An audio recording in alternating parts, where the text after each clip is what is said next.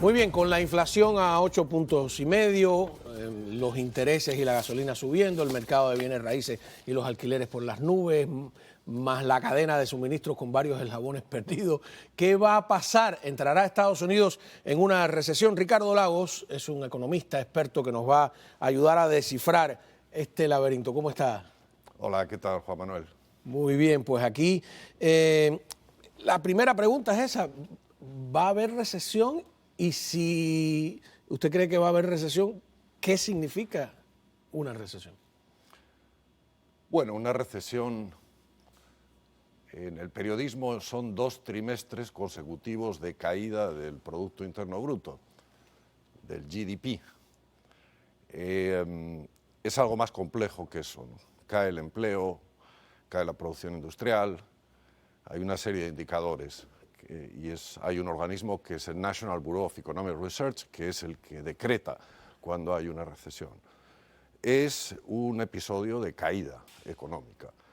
Entonces, va a haber, si me pides que te dé un pronóstico, que me moje, yo creo que va a haber una recesión de 12 a 24 meses a partir de ahora. Si quieres te explico por qué creo. ¿Cómo no? La economía está sobrecalentada. A los economistas nos gusta la economía, como dicen los programas de finanzas, de Goldilocks, de ricitos de oro. Ricitos de oro decía que la sopa no puede estar ni muy caliente ni muy fría, tiene que estar a medias, templada. Ahora está sobrecalentada la economía. Los indicadores de empleo nos dicen que el desempleo es solo 3,6%, la economía está creciendo al 3,5%, pero es una economía sobrecalentada, con desequilibrios que no son de la acción de política económica del gobierno actual o del año actual, son problemas acumulados. Eso es como lo de la confesión, no son los pecados del día, son los pecados desde la confesión anterior. Entonces, esos problemas que se traían del pasado se agudizaron con la pandemia por exceso y por defecto. Por exceso porque hubo que repartir cheques a la población y a las empresas para mantener la economía a flote. Pero no se sabe como básico que es inyectar tanto dinero a la economía, imprimir billete alegremente, pues es un camino muy corto para la inflación. Claro, pero eso no es solo de la pandemia, eso llevamos 15 años consecutivos. No, claro, eso. pero, O sea, pero es como solucionar el problema agravando el síntoma. Siempre que hay emisiones de dinero, que normalmente se realizan porque baja la tasa de interés y con eso se dan más hipotecas, crece la construcción, sube la bolsa, etcétera, ¿no? Esa es la parte bonita. La parte fea es que finalmente tienes un proceso de subida de los precios de bienes y servicios que te pega al bolsillo. Y ahí es donde estamos ahora. Y eso hay que pararlo. Y la Reserva Federal, que es el banco central que emite en Estados Unidos, va detrás de la curva, dicen, va detrás de los acontecimientos y ahora va a tener que enfriar la economía. Hay que pararlo, dijeron, vamos a pararlo subiendo los tipos de intereses. Empezaron por la primera movida. No vi que causó efecto. ¿Qué pasa si hacen una segunda subida, una tercera y la inflación de todas maneras ni se entera? La primera movida fue, como dicen los músicos, allegro ma non troppo. un poquito. Y se han dado cuenta de que esto no para el proceso. Están hablando de varias subidas de interés hasta final de 6 año. están diciendo pero, ya. A ver, pero acabaríamos el año con 2,5 o 2,75%. La inflación está a 8,5%. Ahí estás, 6%.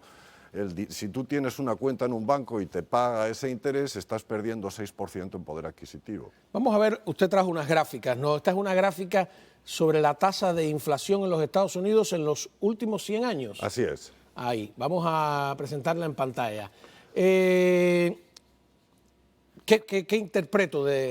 Para mí es un edificio, parece Nueva York. Hoy se ha anunciado, bueno, esas barras nos dan la tasa de inflación año por año en los últimos 100 años, ¿no?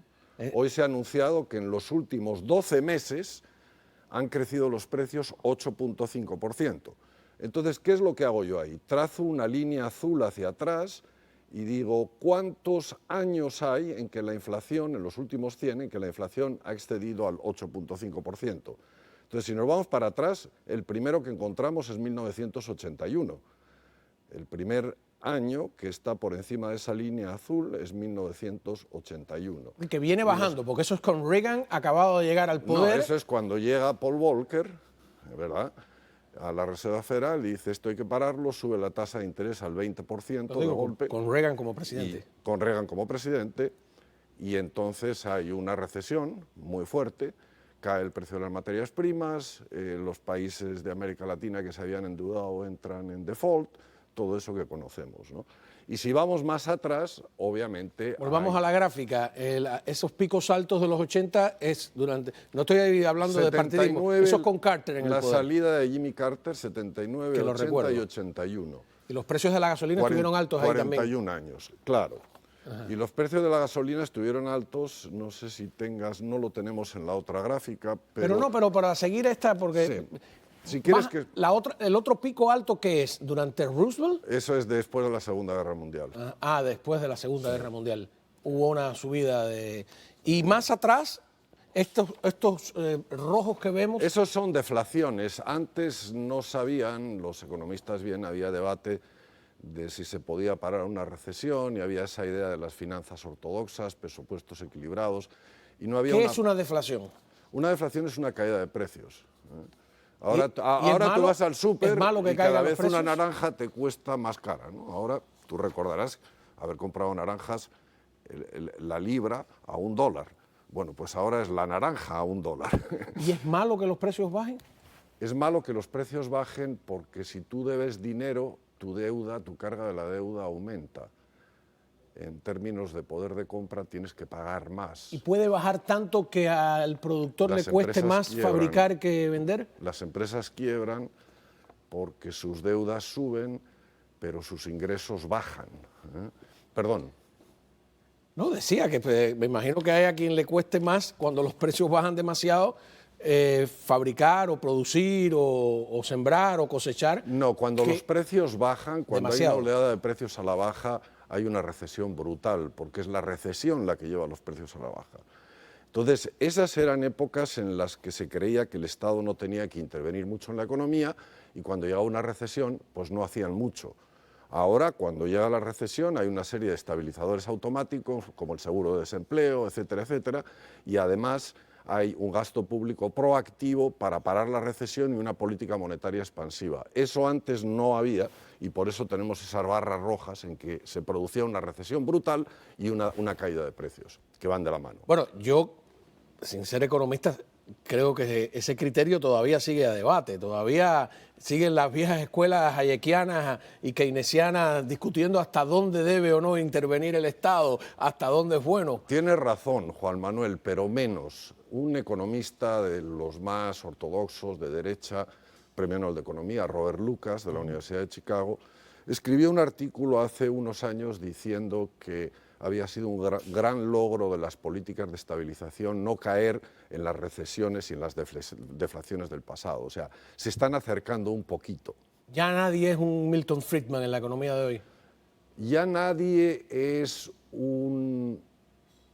defiende una postura extrema de que el sector... De la mano invisible, ya no hay mano invisible. El sector público, cuando las cosas van mal, no tiene que hacer nada. De esos no hay ya. ¿Ni siquiera en el Partido Republicano, en la derecha del Partido Republicano? Bueno, los economistas del Partido Republicano, porque muchos del Partido Republicano que hablan de economía no saben. ¿Y los demócratas? Y del Partido Demócrata también, igual. Me refiero a los buenos... porque ¿quién nos ha metido los buenos en este economistas de ambos bandos que los hay. Que es lo que digo, que no hay economistas puros, hay economistas cargados de muchas ideologías. Gasolina, que están preocupados. Bueno, la gasolina... ¿Qué es esta gráfica? Mira, de la inflación de 8,5, 2 puntos se deben... O sea, si le quitas la gasolina y los alimentos, estaría en 6,6, 6,5, o sea, 2 puntos por debajo. Esos son productos muy volátiles, que es el barril de crudo, es un mercado mundial, los granos también, ¿no?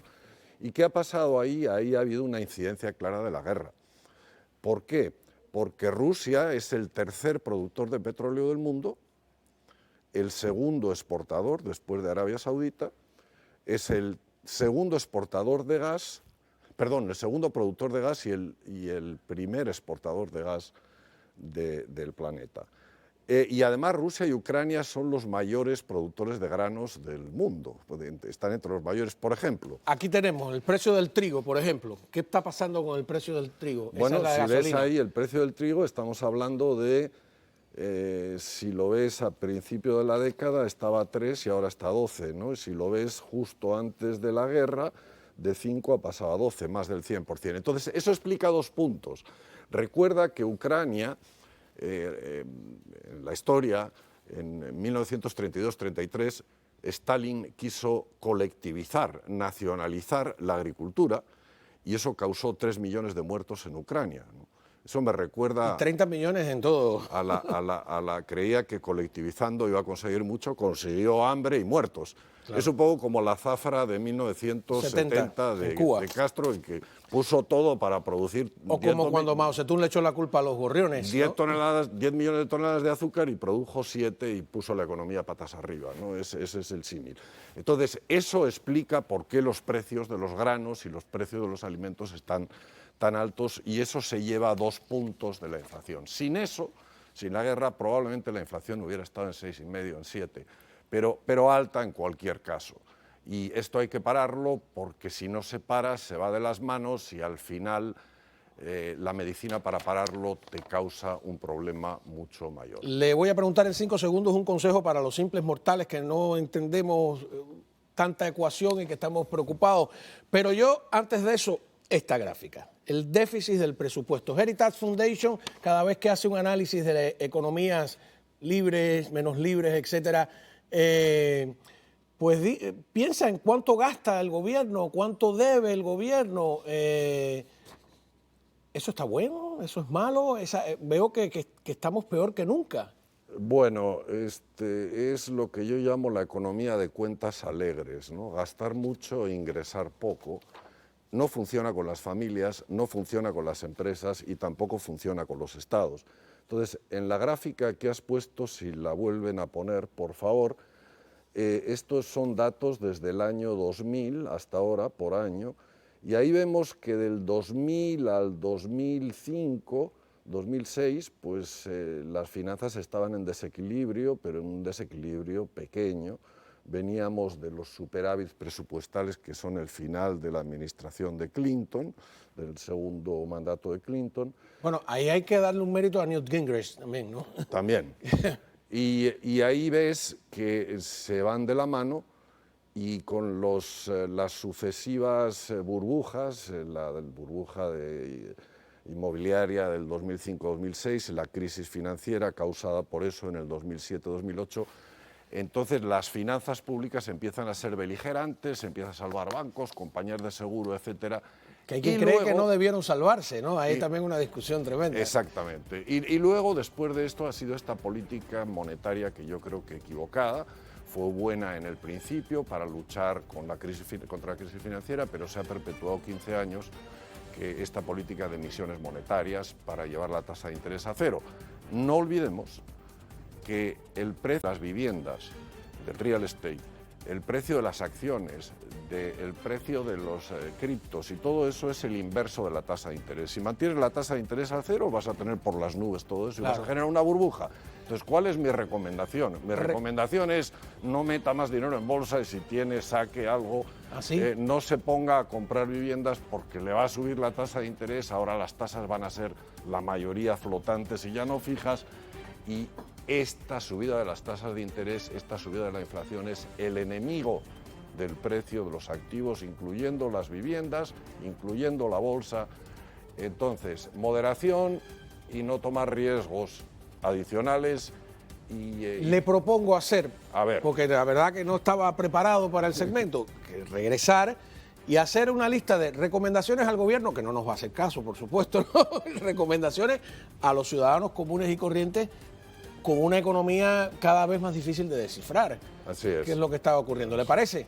¿No? Porque... Sí, y creo que es importante porque cuando la economía está sobrecalentada nosotros creemos que vivimos una situación de prosperidad que viene para Es un espejismo. que viene para quedarse y es un espejismo. Muchísimas gracias, de verdad, qué gusto. No lo conocía, Ricardo Lago, economista. El gusto es mío. Y tenemos nada que volver aquí para discutir porque sería terrible quedarnos en el vacío.